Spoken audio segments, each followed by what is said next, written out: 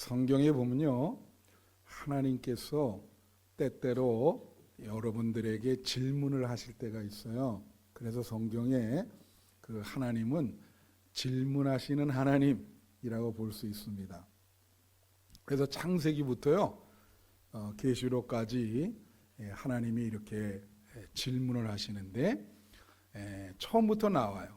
여러분, 아담이 범죄를 할 때 하나님이 아담에게 뭐라고 질문하셨죠? 아담아, 너 어디 있느냐? 그렇게 질문하셨어요. 그거는 아담이 너가 범죄하는 그 현장, 지금 너가 무엇을 하고 있는지를 너가 의식하고 있냐? 그거를 물으시는 거예요. 너가 지금 뭘 하고 있는지 네가 의식하고 있냐? 그렇게 물으시죠. 또 창세기 4장에 보면은 가인이 아우를 죽입니다. 그죠? 자기 동생 아벨을 죽여요. 그 엄청난 일이죠. 그럴 때 하나님이 가인에게 묻죠. 뭐라고 묻습니까? 내 아우가 어디 있냐? 내 아우가. 그거는 가인에게 뭘 묻는 거예요? 너 어떻게 네 동생을 그렇게 죽일 수 있냐? 형제의 사랑에 대해서 책임을 묻는 거죠. 네 아우 어디 있어? 네? 하갈이 사라에게 쫓겨났죠. 그래서 갈 길을 못 찾아서 헤매고 우물가 샘에 앉아가지고 이스마엘과 어린 이스마엘과 울고 있었습니다. 그때 하나님이 그 하갈에게 물어요. 너 어디서 와서 어디로 가냐? 그 말은 뭐예요? 너 거기서 왜 나왔냐는 거죠. 그리고 네가 거기 나와가지고 어디 갈 방향이 있느냐? 너 미래가 있냐? 그걸 물으시는 거야. 또 우리 야곱이 형을 만나기 전에 너무 고민이 되잖아요. 형의 장자권을 빼앗아 가지고 그래서 막 야복강 나루토에서 막 혼자 기도하고 씨름하고 있는데 하나님이 나타나셔서 뭐라 그래요? 내 이름이 뭐냐? 그렇게 묻잖아요. 왜? 너무 지금 이 고통 속에서 사투하고 있잖아.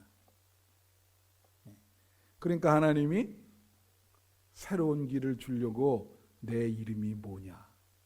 그렇게 물으시는 거예요. 여러분, 신약 성경에서도 예수님이 많이 묻습니다. 너희는 나를 누구라 하느냐? 그렇게 물으시고. 그래서 이 성경에 보면은 하나님이 이렇게 물으신다. 오늘 제목이 부활 예수의 질문인데 부활한 예수님께서도 많이 질문을 하세요. 제자들에게. 여러분, 사실은 우리 기독교는 예수 그리스도 중심적인 종교입니다.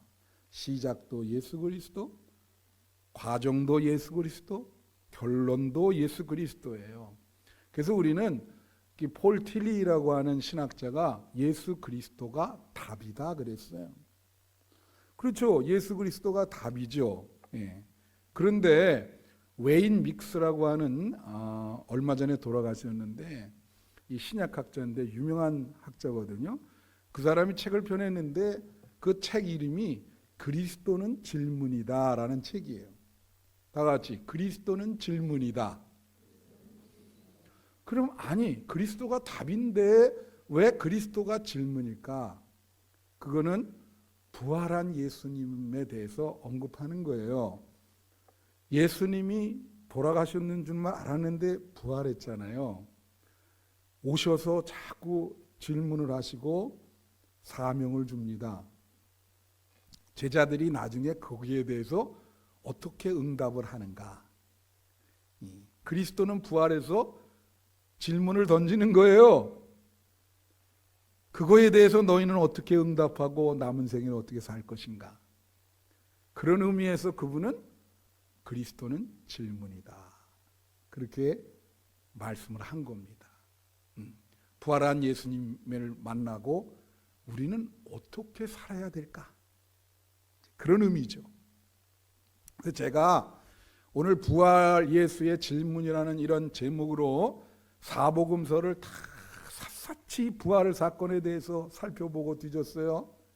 근데 예수님이 오늘 본문을 근거로 하고 제자들에게 질문한 게 총 7번이에요. 7가지 질문을 하셨어요. 그 중에 3번은 누가복음에 나오고 4번은 요한복음에 나와. 그래서 오늘 말씀의 성격상 그 7번을 다 본문을 읽어줘야 되는데, 그래서 오늘은 그냥 이 베드로에게 질문한 이 질문만 텍스트로 여러분에게 드리고 나머지 것을 잠깐 이렇게 스케치하듯이 이렇게 언급을 해드릴 거예요. 그래서 제일 먼저 예수님의 그 첫 질문이 누구에게 가냐면 마리아에게 가는데요. 그게 요한복음 20장 15절이에요. 여기 보면 예수께서 이르시되 여자여 어찌하여 울며 누구를 찾느냐 그렇게 물어봐요. 자, 이 말씀의 배경은 뭐냐면요. 예수님이 돌아가시고 무덤에 이제 안치됐다고 하는 소식을 듣고 마리아가 무덤으로 달려간 겁니다. 그런데 무덤에 예수님이 안 계셔요. 그래서 막 이렇게 찾으면서 예수님이 그 앞에 계신 거예요. 나타나신 거예요. 마리아 앞에. 근데 놀라운 게 있습니다. 여러분, 그 예수님 부활하시고 부활한 예수님이 제자들 앞에 나타나는데요. 예수님인지를 몰라요. 인식을 하지를 못해. 그래서 이게 항상 이 보면서 부활절 이 기사를 보면서 왜 모를까? 3년 동안 같이 동거를 한 거 아니에요? 그죠? 같이 돌아다니면서. 근데 예수님이 부활하셔서 앞에 나타났는데 예수님인 줄 알아보지를 못해. 뭐가 문제일까요, 이게? 다 똑같아요. 모든 그 제자들의 공통점이 부활하신 예수님이 나타날 때 알아보지를 못한다는 거야. 마리아도 예수님 앞에 있는데 동산지기인 줄 알아. 무덤에 갔는데 그 동산에 있었는데 그걸 지키는 분인 줄 아는 거예요. 그러니까 예수님이 묻는 거예요. 뭐라고 묻느냐면 여자여 어찌하여 울며 누구를 찾나. 이 말은 무슨 말이에요? 너가 찾는 예수님이 네 앞에 있는데 도대체 너는 누구를 찾냐? 네 앞에 있는데 누구를 찾냐? 여러분, 이 세상에 살면서 바쁘시잖아요. 그죠? 여러분 굉장히 바쁘시죠?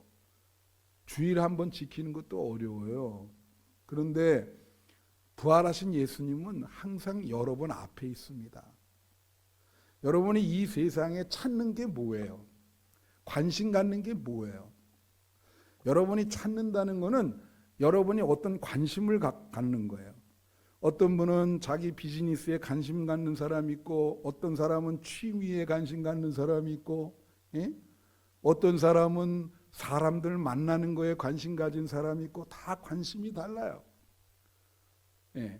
누구를 찾냐? 예수님 앞에 계신데, 하버마스라는 사람이 인식과 관심이라는 책에서 그랬어요. 사람은 자기가 관심하는 대상을 인식하게 된다. 예수님이 앞에 있는데 인식하지 못하는 것은 문제가 있는 거죠. 그죠? 제가 언제 한번 여러분에게 말씀드렸잖아요. 어떤 목사님이 골프를 좋아해서 거의 매일 골프를 치는데 교회에서 예배를 드리고 설교하러 올라갔더니 교인들 머리가 다 골프공으로 보이는 거예요. 이렇게 치면 되겠다. 관심이 지금 하나님께 있지 않아요. 골프에 있어요. 여자여 누굴 찾느냐? 여러분 누굴 찾으십니까? 뭐에 관심이 있어요? 일상생활에 예수님에 대해서 한번 생각해 보셨습니까? 여자여, 누굴 찾냐? 나는 너 앞에 있어. 왜 나를 못 보냐? 부활하신 예수님 여러분 앞에 있어요. 그 예수님을 보시는 여러분 되시기를 축원합니다. 그 다음에 또 제자들과 도마에게 나타나는데요. 누가복음 24장 38절을 보면 제자들에게 나타나는데 예수인 줄을 예수가 영인 줄 알아요. 그리고 도마는 나는 만져보지 않으면 못 믿겠다 그래. 그러니까 예수님이 묻는 거예요. 뭐라냐면 예수께서 이르시되 어찌하여 두려워하며 어찌하여 마음에 의심이 일어나냐? 왜 의심하냐? 그렇게 묻는 거예요. 저 아버지가 말이죠. 수학 선생이잖아요. 그래서 누차 말씀드렸지만은 그 예수 믿는데 어려움이 많았어요. 그래서 제가 늘 아버님을 전도하지 못하면 어떻게 목회를 하겠습니까? 그죠? 그래서 아버지를 위해서 9년 동안 기도하고 막 했는데 아버님이 성경 읽고 저한테 그래요. 야, 난 두 가지 때문에 고민이 많다 그래요. 왜 선생님이니까 그거 다 읽거든요. 뭐냐면 하나는 왜 그렇게 사람을 많이 죽이냐? 그렇게 얘기하시고 또 하나는 뭐냐면 다른 건 다 믿겠는데 동정녀 탄생은 이해가 안 된다는 거예요. 수학적으로 이해가 안 된다는 거예요. 그래서 그렇게 얘기해요. 근데 그 의심, 여러분 의심은요 어떻게 의심이 너무 많으면 그게 어떻게 되냐면 병에 걸려요. 그 의심병이라는 게 있습니다. 여러분 잘 아시잖아요. 그죠? 그게 심하면 그거 가서 잘못하면 상담받으셔야 돼. 의심이 너무 많으면. 근데 그분들이 의심 많은 환자를 어떻게 해결하는지 아세요?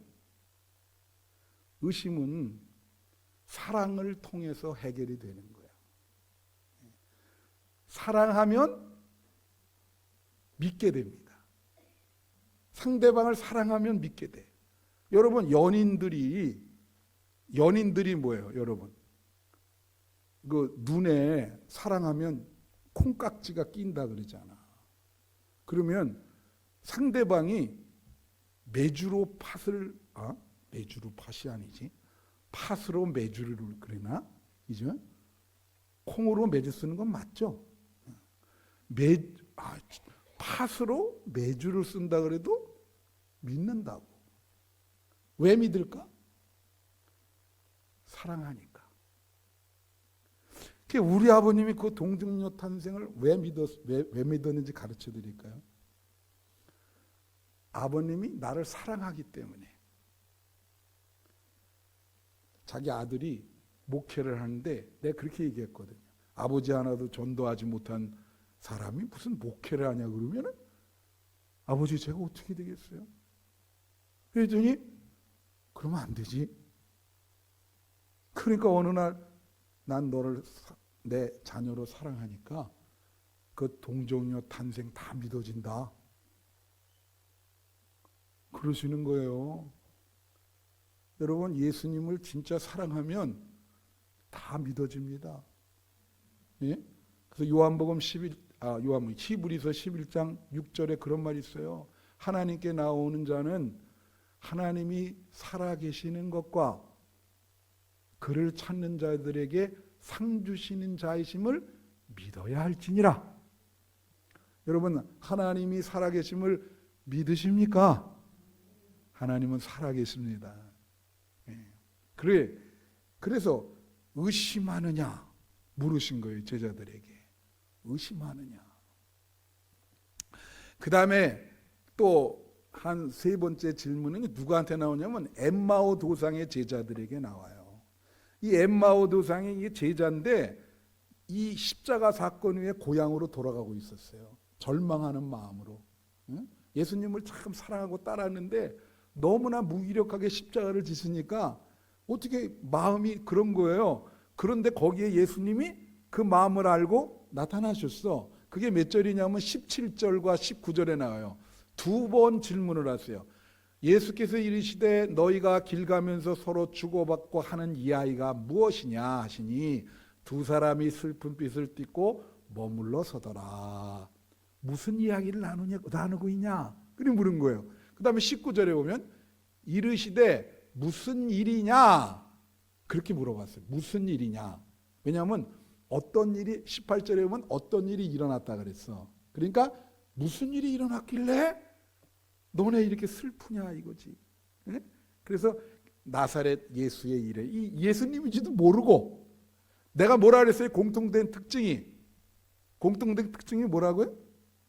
부활하신 예수님이 나타났을 때 알아보질 못한다. 알아보질 못해. 그리고 슬픈 빛을 띄었어요. 슬프다 이거예요. 어떻게 보면 좀 우울증에 걸린 모양으로. 예? 그러니까 예수님이 무슨 일이 있냐? 다 같이 무슨 일이 있냐? 혹시 여러분 중에 제가 물어요. 얼굴 난 다 이렇게 설교하기 직전에 여러분 얼굴 다 봅니다. 싹 다 봐요. 슬픈 빛을 띠고 있는 분이 있는가? 그래서 얼굴 보면 그게 나타나거든요. 사람의 얼굴을 보면 저 사람이 어떤 고민이 있는지 왜 저렇게 슬픈 빛이 있는가? 예수님이 아시는 거예요. 그러면서 뭐라 그러죠? 무슨 일이 있냐? 무슨 일이 있냐? 부활하신 예수님이 여러분에게 지금 물어요. 무슨 일이 있냐? 혹시 여러분 슬픈 분 계세요?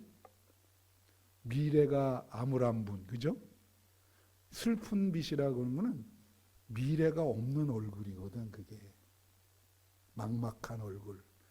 그런 분들에게 예수님이 부활하셔서 뭐라고 묻냐면 무슨 일이 있냐? 이걸 뭐라냐면 정서적인 지지라 그래요. 정서적으로 마음을 어루만져 주시고 타치해 주시고 치유해 주시는 거예요. 슬픈 사람들에게 부활하신 예수님이 나타나서 정서적으로 지지해 주시는 거예요. 네? 여러분 앞에서 지금 슬픈 사람들 앞에서 예수님이 여러분 마음을 어루만져 주십니다. 내가 다정한 자비로운 아버지고 돌보시는 어머니고 다정한 친구다. 걱정하지 마라. 슬픔이 변해서 기쁨이 되기를 축원해요. 여러분 앞에 계시는 부활하신 예수님을 바라보세요. 그걸 보시면 그래서 무슨 일이 있냐 그렇게 묻는 거예요. 자, 그 다음에 이제 오늘 본문이야.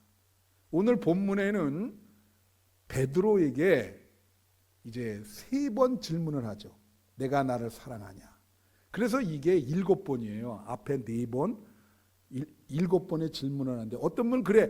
이거 사랑한다 이거를 하나의 질문으로 해서 4번으로 하면 안 되냐. 아닙니다. 이 3번이 다 질문이 똑같은 것 같아도 다 달라요. 네. 그래서 첫 번째 질문이 15절이고 두 번째 질문이 16절이고 세 번째 질문이 17절이에요. 베드로에게 질문을 하시는 거예요, 이제. 내가 나를 사랑하냐. 이게 보세요. 첫 번째 질문 15절에 보면 그들이 조반 먹은 후에 예수께서 시몬 베드로에게 이르시되 요한의 아들 시몬아 그래요. 요한의 아들 시몬아라고 왜 얘기를 할까? 원래 이름은 시몬이 맞습니다. 근데 베드로는 예수님이 지어준 별명이에요. 본래. 그 베드로라는 말이 뭐라 그랬죠? 큰 바위란 뜻이야. 반석. 베드로가 자꾸 감정이 막 조변석계처럼 바뀌니까 너 베드로 반석이 되라 그런 거거든. 근데 희망상이었는데 그렇게 됐어요? 안 됐으니까 다시 처음으로 돌아가서 요한의 아들 시몬아 첫 번 불렀을 때 그 모습으로 지금 돌아간 거예요. 그렇게 물으면서 첫 번째 질문에 이게 들어가 있어요. 내가 이 사람들보다 나를 더 사랑하냐. 두 번째, 세 번째에는 이 사람들보다라는 표현이 없어요. 그러니까 질문이 다르죠. 그럼 이 사람들보다는 뭘까? 예수님 뭘 의식했을까? 여러분, 베드로가 이렇게 얘기했잖아요. 예수님 십자가 지는 예수님한테 뭐라고 얘기했어요? 다른 사람들은 다 버려도, 그래서 제자들 다 있었거든. 다른 사람, 얘네들 가리켰어, 아예. 비교를 많이 해, 베드로는. 그래서 얘네들은 다 부인을 해도 나는 주님을 절대 부인하지 않습니다. 그리 얘기했어요. 그래 놓고는 제일 먼저 가서 예수님 부인하고 저주하고 3번씩이나 그랬다고. 그러니까 예수님이 이렇게 묻는 거야, 다시. 이 사람들보다. 이런 걸 뭐라 그러죠? 내로남불이라고 그러잖아. 내가 하면 로맨스고 남이 하면 불륜이다. 어떤 분은 이런 거를 우주 최강 멘탈이라 그럽니다. 정치인들을 보면서 뻔뻔하지 않으면 정치가가 못 된대요. 그래서 얼굴에 두께를 재야 된대. 얼마나 뻔뻔한지. 내로남불이 너무 심해서 이게 뻔뻔하다는 얘기죠. 근데 베드로는 이 순간은 지금, 그러니까 예수님이 그 베드로의 아픈 부위를 건드리는 거예요. 이 사람들보다 네가 나를 사랑해? 정말이야? 너 지난번에 이 사람들은 버려도 나는 안 버린다 그랬는데 제일 먼저 너 버렸지. 근데 이제는 이 사람들보다 네가 나를 더 사랑할 수 있냐 이 말이야, 이게. 근데 베드로의 대답이 흥미로워요, 여러분. 어떻게 흥미롭냐면요. 이렇게 대답을 하는 거예요. 뭐라고 대답을 하냐면, 예수님, 내가 예수님 사랑합니다. 이렇게 대답해야 되잖아요. 그렇습니까? 안 그렇습니까? 근데 그렇게 대답을 안 하고 3번 다 어떻게 대답하냐면 이렇게 대답해요. 여기 봐요. 하시니 이르되 주님 그러하나이다. 내가 주님을 사랑하는 줄 주님께서 아시나이다. 그래요. 아니, 내가 주님을 사랑한다. 사랑하겠습니다. 이렇게 대답해야 되잖아. 맞아요? 틀려요? 성가대 맞아요? 틀려요? 맞지? 우리 집사님 그런데 당신 설교할 때 너무 성가대 본다고 딴 데 좀 보라 그러는데. 여기서 제일 잘 듣는 것 같아서 내가. 그렇죠? 내가 주님 사랑하겠습니다. 이러면 되는데 뭐라 그러냐면 주님이 내가 사랑하는 줄 아시잖아요. 왜 이렇게 대답을 할까요? 베드로는 그래도 양심이 있는 거예요. 왜 그런지 아세요? 호언적인 장담을 했잖아. 다른 사람 다 부인해도 난 안 그럴 겁니다. 부인 안 합니다. 이 호언적인 장담을 했어.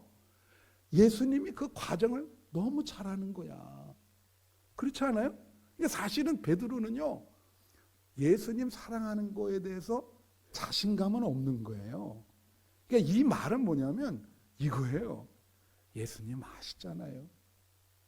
내가 어떤 사람인지 아시잖아요. 주님 아시잖아요. 내 마음 아시잖아요. 예? 그렇게 얘기하는 거예요. 내 마음 아시잖아요. 그러면서 이 뜻은 뭐냐면 주님, 어렵겠지만 주님을 사랑해 보기로 노력하겠습니다. 그게 베드로의 마음이야. 주님이 내 마음 아시잖아요. 내 과거에 지금 당신 관계에 있어서 어떻게 했는지 아시잖아요. 그러니까 당당하게 얘기를 못해. 주님이 아시잖아요. 예, 주님 아시죠? 내가 어땠는지를. 그러나 노력할게요. 그렇게 해보려고 할게요. 주님 아시잖아요. 주님이 여러분의 연약한 거 다 아십니다. 그러나 그 연약한 상황 속에서 여러분 그래도 노력은 해보셔야 되는 거예요. 예수님 사랑하는 거예요. 예? 그렇게 물어요. 자, 두 번째 질문 보세요. 두 번째 16절. 16절 비춰주세요. 16절 비춰주세요. 예, 여기 16절 보면 이거는 아주 축약돼서 나왔어요. 두 번째 이르시되 요한의 아들 시몬아 내가 나를 사랑하느냐 하시니 주님 그러하다. 내가 주님을 사랑하는 주님께서 아시나. 여기는 이 사람들보다 사랑하느냐 그것도 없고요. 문장이 또 축소돼서 그렇게 나왔습니다. 그래서 두 번째 질문은 가장 축약된 질문이에요. 근데 17절 제가 왜 다르냐면 세 번째 이르시되 요한의 아들 시몬아 내가 나를 사랑하느냐 하시니 이제 여기는 베드로의 대답도 변화가 있고 예수님의 질문도 변화가 있어요. 이 문장 내에서는 여러분이 잘 모르죠. 예? 근데 우리나라는 사랑이 딱 단어가 하나잖아요. 그리스 사람은 사랑이라는 단어가 4개가 있어요. 그 강도에 따라서. 근데 첫 번째, 두 번째 15절, 16절에서 예수님이 물은 거는 아가페로 물었어요. 아가페 시스메. 아가페적인 사랑으로 나를 사랑하겠냐. 그렇게 물은 거예요. 아가페는 무슨 사랑이냐면요. 목숨을 거는 사랑입니다. 그거는. 희생적인 사랑. 다 같이 희생적인 사랑. 부모나 하나님만이 할 수 있는 사랑이요. 자기 거 모두 다 내주고 그걸 사랑하는 대상을 위해서 죽는 거예요. 그게 아가페예요. 그런데 놀라운 재미나는 얘기 드릴게요. 베드로가 15절 16절에서 대답할 때는 그 아가페로 사랑하겠느냐? 그러니까 베드로가 뭐라냐면 필레오로 대답했어. 이 필레오는 무슨 사랑이냐면요. 친구나 형제 간의 사랑을 말하는 거예요. 친구나 형제 간의 사랑. 아가페 사랑이 아닙니다. 그러니까 예수님이 아가페 사랑을 요구했을 때 이제 베드로는 뭐 이렇게 해석 안 하는 사람도 있어요. 그냥 사랑을 똑같이 보자. 근데 필레오로 대답했다는 것은 그만큼 자신감이 없다는 거죠. 예수님 아직은 아가페라기보다는 하여튼 노력하겠습니다. 그러니까 세 번째 예수님이 수준을 낮췄어요. 그래서 세 번째 물으실 때는 필레오로 물으신 거야. 필레오메. 그래. 친구나 형제 사랑으로라도 나를 사랑하겠냐? 그렇게 물으신 거예요. 그러니까 세 번째 질문은 다른 겁니다. 이게 사랑의 강도가 달라요. 본문을 보면. 근데 베드로는 또 대답할 때 여기에 뭐가 붙었냐면 근심하여 이르되 근심이 붙었어. 예수님이 세 번씩 물어보니까 근심하면서 뭐라냐면 모든 것을 아시니 주님 내 마음 어떻게 열어 보여 드릴까요? 내 마음 아시잖아요.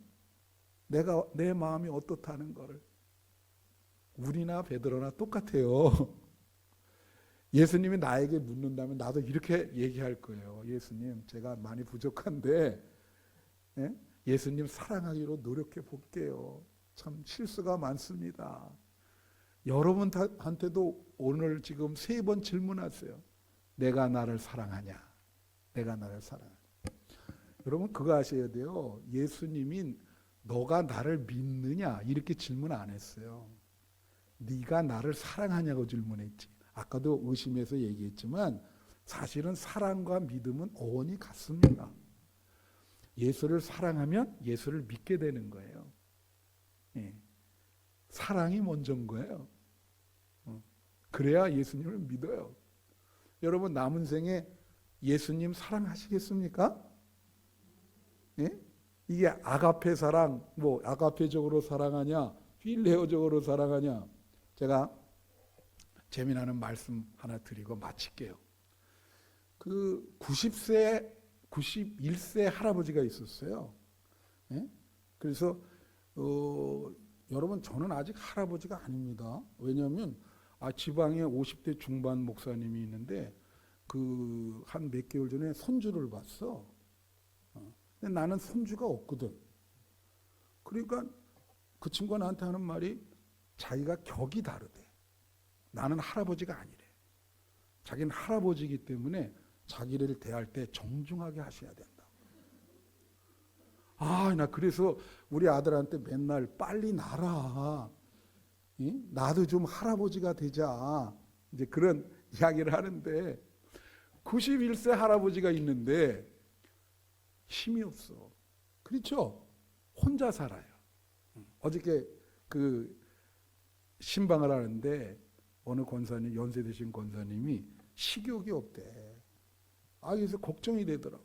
그래서 내가 권사님한테 권사님 식욕이 있게 기도해 드릴게요. 식욕이 있어야 됩니다. 밥 힘으로 사는데. 귀찮아요. 예? 그러니까 연세가 많으시니까 식욕이 없다. 근데 이 91세 할아버지가 이제 혼자 죽을 날만 기다리는데 어떤 하루에 아들이 손주 초등학생 손주를 데리고 온 거예요. 그 왜 그러냐 그랬더니 이제 참 미안한 얘기 이혼을 한 거야. 그래서 아버지한테 자기가 새롭게 이렇게 출발하기 시간이 좀 필요하니까 이 아들을 좀 맡아달라고. 이게 갑자기 손주가 왔네. 그럼 어떻게 해요? 지금 죽을 날만 기다렸는데 갑자기 손주 좀 맡아달라 그러니까 이 손주를 어떻게든지 키워야 될 거 아니야. 그러니까 농사도 다 접었는데 어떻게 다시 농사를 시작하는 거지. 91세 할아버지가 가서 밭도 메고 막 씨도 뿌리고 하면서 애를 먹일 밥도 이렇게 만들어주고 또 초등학생이니까 학교 보내야 될 거 아니에요. 그럼 학교 데리고 가서 또 학교 가는 학비도 벌어야 되니까 열심히 일을 하는 거예요. 애를 앞에 앉혀놓고 그 손주가 얼마나 귀여워. 손주가 그렇게 예쁘대요. 장로님 그래요? 네. 그렇다 그래. 난 손주가 없어가지고 그 마음을 손주가 그렇게 귀엽다네. 너무 사랑스러워요. 그러니까 이 할아버지가 그냥 이 손주를 위해서 최선을 다하는 거예요. 그러니까 살아가는 힘이 생기는 거예요. 막 이 애를 그렇게 3년이 흘렀어. 근데 어느 날 아들이 내려왔어요. 아들이 내려와가지고 아버지 나 이제 새 가정을 꾸리고 새롭게 출발했어요. 3년 동안 고마웠습니다. 우리 애 내가 데려갈 테니까 그동안 고마웠고 아버지 하여튼 건강하게 사세요. 손주를 데려가 버렸네. 그 손주 때문에 3년 동안 그냥 정말 정성을 다해야 돼. 그 손주 간지 2주 만에 돌아가셨어요.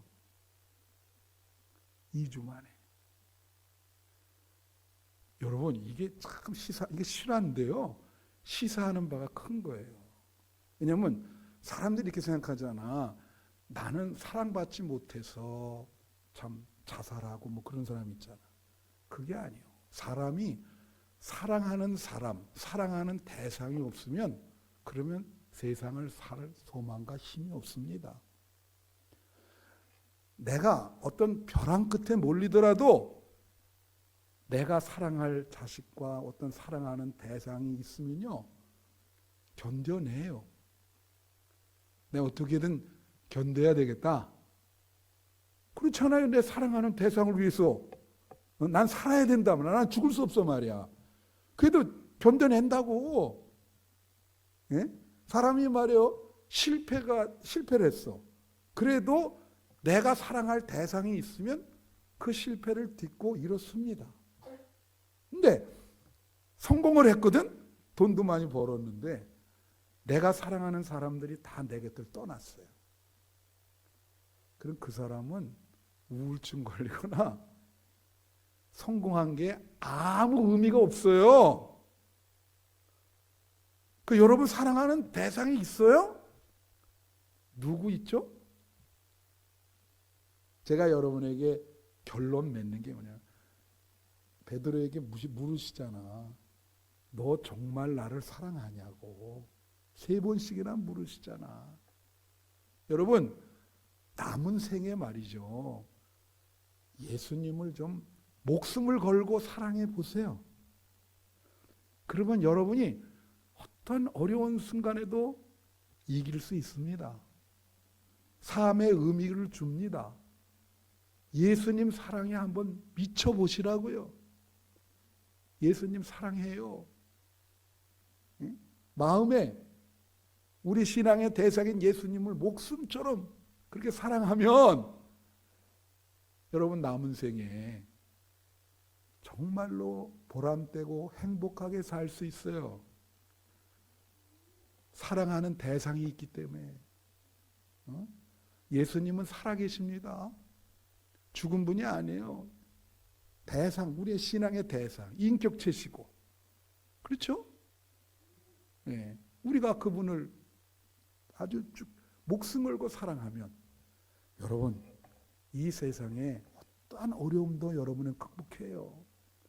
그리고 우울증 걸릴 시간이 어디가 있어. 예수님을 사랑하는데 시간이 아깝지 행복하고 의미 있고 보람되죠. 남은 생에 여러분 누구를 사랑하시겠습니까? 사랑하는 대상이 있어야 된다니까요. 예수님을 목숨처럼 사랑하는 여러분 되시기를 축원합니다.